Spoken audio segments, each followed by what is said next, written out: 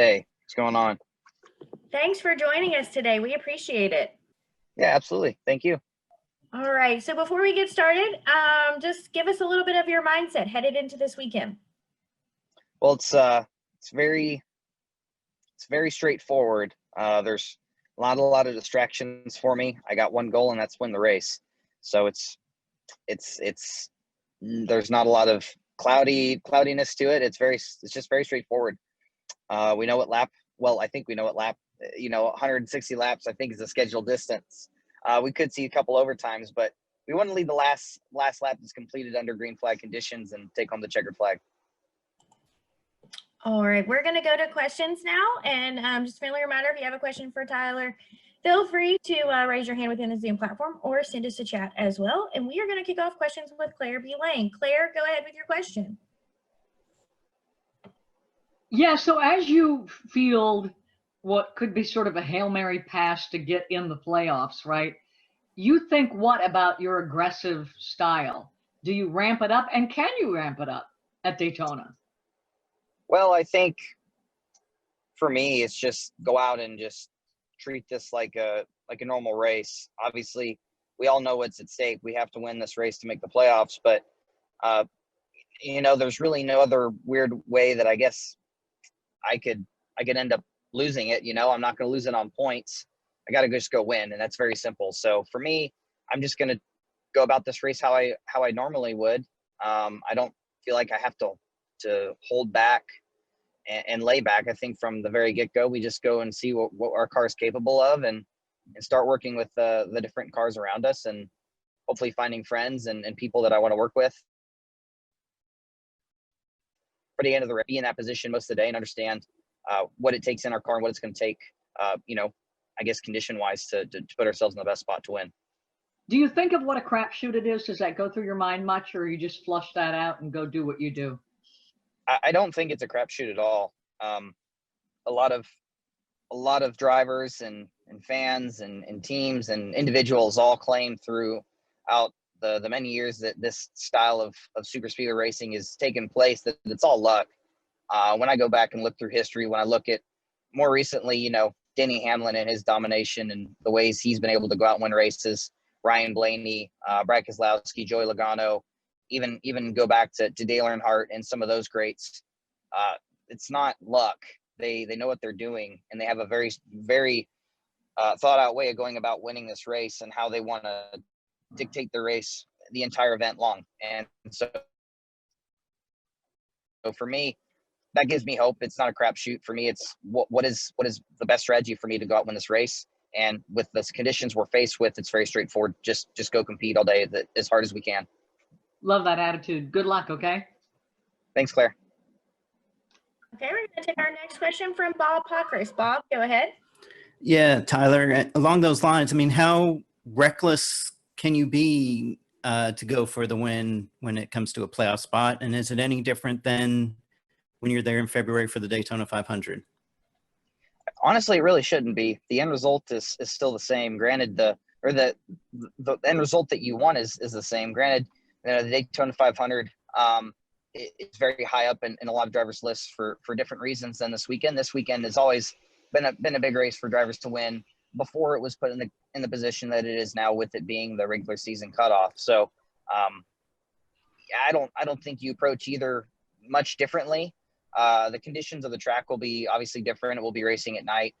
But yeah, I think you approach them pretty much exactly the same. Obviously the 500 is a little bit longer. It's your first race of the year. So there's a sense of, all right, let's ease in and make sure we remember how to race. But we've been back racing for a while now. So all of us not really concerned about that. And both Jimmy Johnson and Denny Hamlin said earlier today that there has been some discussion among drivers about some sort of response on social issues in Kenosha. And you've been pretty vocal in the past. Have you been part of any of those conversations, and have you made any recommendations? I haven't made any recommendations, but it is, as other drivers have noted, it's very disturbing what has been taking place in Kenosha. And it's important for us to stay caught up and continue to educate ourselves about what is going on in this world and what can we do to make it a better place. And us as drivers in this position, we have a lot of people that look up to us, and I feel like it will continue to be important for us to just, you know, press the importance in of educate yourselves and look into what's going on around you, and how can we all make this place, how can we all make this world, this country a better place together. Thank you. Thanks, Bob. Okay, we're going to take our next question from Terry with WNDB. Go ahead. Hey, Tyler, you've had, or the 8 cars had some good results at Daytona. Do you think that luck carries? Do you think that aura of that car in Daytona and you being in it is special, and that's some of what happens this weekend, or is it just a go-get-it attitude and don't worry about that? Well, it would be very special for me to get my first win at Daytona. It's a track where I got my first Truck Series win. I broke through in some really crazy fashion. I think still have the closest finish in NASCAR history here, which was a lot of fun and really intense with my teammate at the time, Elliott Sadler. So to me, I have a lot of factors, obviously, or a lot of motivational pieces that I can pull on at any time I want. You know, one thing that's always motivated me coming here, especially since getting into the Cup Series, is I want to be the first driver to win in all 3 series at Daytona. That's important to me. It's also important to me is winning for my team for the 8 car. You know, Dale Earnhardt Jr. driving this 8 car was a car that and driver that I looked up to. I had hung on my walls in my bedroom as a kid, and so driving that number and then driving for Richard is another thing that just carries, you know, is a lot of motivation for me. So a lot of things. I can continue to go down the list, but you get the idea. A lot of motivation going into this weekend. Being in Daytona, being in a Cup car, being in the 8 Cup car, having a chance to win and get in the playoffs. Got a lot of things I can really pull on if I need the motivation. But I've been pretty motivated all week. Cool. On a quick side note, I did rescue a cat yesterday. We got a new cat, so if you remember. Oh yeah, cool. Yeah. Good luck this weekend. Awesome. Thank you. Okay, we're going to take our next question from Lee Spencer. Lee, go ahead. Thank you. Hope you're doing well and hope the baby's doing well. Oh yeah. Thanks, Lee. Super. Is it true that you re-upped or renewed your contract with RCR for next year already? Well, yeah, it was a multi-year agreement, but you know, it was one of those things where we got, you know, hey, you're going to come back type of thing. So that was good to get. You know, as we all know, this year has been very, very crazy in a lot of different ways for a lot of different people for racing. A lot of uncertainty about next year, about you know, what's going to happen with just the sport in general, what directions are going to take. You know, the partners and everybody involved are all wondering what's going to, as they should be, what's the future and what are we going to do going forward with NASCAR. So, yeah, well, I guess once it got to that point where I knew I was coming back, you know, it just so happened I got asked about it, and it kind of turned into a bigger article than it probably should have been. But yes, I am coming back, and it was just one of those things. Like, you know, it's just as you always know, you like want to make sure you're running good. You want to make sure you're doing the right things, and we have been doing that pretty well this year. So we'll get another shot at it next year. So was it like originally a single year with the opportunity to renew if both parties agreed on that? Is that kind of how it was arranged for you? Well, it was like a multi-year, I guess, with opt-outs if things weren't going right, or, you know, stuff like that. So that's the best way to put it. And how would you consider your first year has gone so far? Where do you see yourself wanting to improve? Where do you think the company needs to pick up? I don't think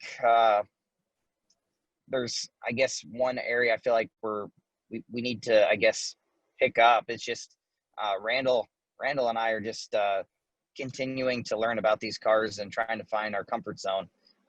Obviously, the easy answer to say is, well, if we just make our cars faster and handle better, we're going to go I mean, we're going to win more races, or we're going to run better. Well, that's the truth. I mean, we're always looking for ways to make our cars better. We're always looking for ways to improve them.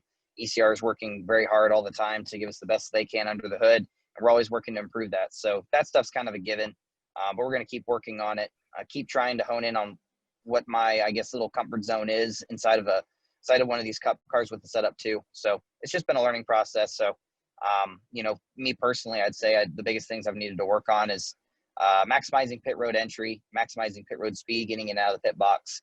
Opportunities to work on that have been all but removed with no practice. So, you know, it's been one area that has hurt me at times, but we'll just keep pressing on all these things and keep going forward. I don't think it's anything that that can't be, that isn't too hard to fix. I think it's all very fixable and all very easy to continue moving in the right direction.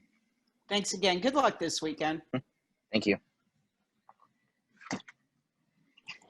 Okay, we're gonna go with our next question. Dustin Long, go ahead. Thank you. Tyler, I'm curious, as an athlete, when you see the power of athletes and what they've been able to do just this week in pausing a lot of sports and getting out, speaking about social injustices even further than what has been discussed this summer, I'm curious, what does that do for you as an athlete to see that type of power that an athlete has? And does that help you? I know obviously you were among the first ones to speak out in NASCAR. Does that help you feel like you can speak out even more on more of these issues? Yeah, it's important for us as athletes, kind of like what Jimmy said earlier, everyone, some people feel like we just need to stick to sports and talk sports and live and breathe it, but we are human beings. It's our right to share how we feel about certain things. And for me, this is, the issues that have been going on are things we need to keep improving upon. And it's great to see, athletes and individuals come together like they have and really take a stand for something like that. For us in NASCAR, I can't speak for NASCAR, I guess, but, we will continue to search and figure out our way of continuing to go down that path. We really did a lot of good things to be more inclusive. And as we kind of got our year back rolling and we've continued to go down this path of this year, we've taken a lot of steps that are good in the right direction. So I'm encouraged that we've been going down that path, and I'm excited to see where that path continues to take us. But it's truly moving to see those athletes and individuals stand up for that and take that stand. And, just there's more to life than sports. There always will be. Life is life. And I think it's really great to see them stand up for something like that and put their foot down. So I'm excited to see what we end up doing. Or I shouldn't say excited, but we're looking ahead and curious what we will do. But we will do it in our own way, just like NASCAR kind of does with everything. Thank you. Okay, we're going to take our next question from Alex Andrea. Alex, go ahead. Thanks, Tyler. Yeah, this is actually kind of off of Justin's question too, but I guess, with everything that's happening and sort of how aware that you are and have been of these issues, does it get distracting at all to try to think about this and grapple with like, hey, I'm a human, but also I have to look ahead to the next race and trying to get into playoffs? How are you sort of on a personal level, like dealing with these things this week? Well, it is crazy, right? This is something that can happen to these things, can happen to anybody. And it is very disturbing. Like we've all seen in Kenosha, two different people getting treated two very different ways.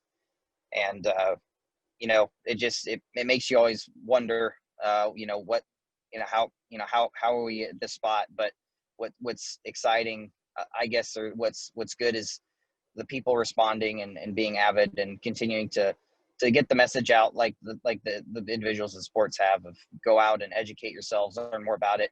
I obviously spoke up, but I do too need to continue to educate myself and learn more. How can we keep the ball rolling in the right direction and making this and hopefully we can achieve that true equality for every human being that lives here in this country. Thank you. Good luck. Thanks.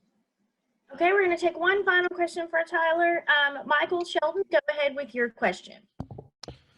Thank you very much. Well, Tyler, you're obviously the two-time Xfinity Series champion, and you came into Cup this year with a heralded rookie class with Christopher Bell and Cole Custer and John Hunter Nemechek. Just talk about, what this season's been like for you, as being a part of this rookie class and competing against these other three incredibly talented drivers in the Rookie of the Year race. It's been a lot of fun. We've raced amongst each other in the Xfinity Series in trucks. So we've raced around each other for a few years now. Now we've all made it to Cup, which is the top level, and that battle's continued on. But obviously Cole kind of put us on the spot when he went out and won Kentucky. You know, we put the pressure on us to get ourselves in the, you know, we're just far enough back. Pressure's on. Cole wanted to get in the playoffs and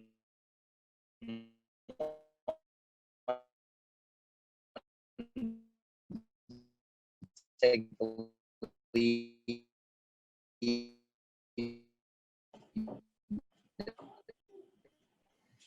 of the Rookie of the Year battle. So hopefully we can win and take. That's our goal on top of all the others that we've had. Thank you very much. Hello? Yeah, were you guys, was there a connection issue? Yeah, just there at the end, it broke up just a bit. Oh, where'd you lose me? I can say it again. We lost you right when you were talking about Cole and how he put you guys on Oh, a little bit of a yeah, hot. sorry about that. Yeah, no, like I said, Cole, you know, Cole kind of put us on the spot winning to get into the playoffs and take the Rookie of the Year battle lead. So we. Oops.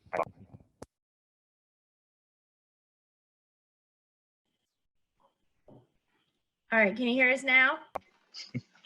Yeah, my let's see if my phone quit acting up. It got hot. It's not really. It's actually not a okay. signal issue. Tyler needs to buy a new phone issue. This phone gets hot and it stops working very good. Okay, all right, try sorry. that last So sentence yeah, one more like I time. said, It's Cole. okay. Sorry guys. Cole put the pressure on us by going out winning a race and getting himself in the playoffs and taking the Rookie of the Year lead. So, you know, we're in a spot obviously where we pretty much have to do the same thing he did. We can't point our way into the playoffs, so we need to win this race at Daytona and take the Rookie of the Year battle, point lead back, and then, you know, obviously for other reasons too, you know, get in the playoffs and keep this fight for the championship Rookie of the Year battle alive. All right. Thank you very much. Good luck this weekend. Yeah, thank you. Sorry for Awesome. my stinking phone. No problem. We appreciate you joining us. Like we said, we wish you the best of luck this weekend, and thanks again. Yeah, thank you. And to all the media who have joined us today, just a friendly reminder, we will have a recording from today's available on NASCAR.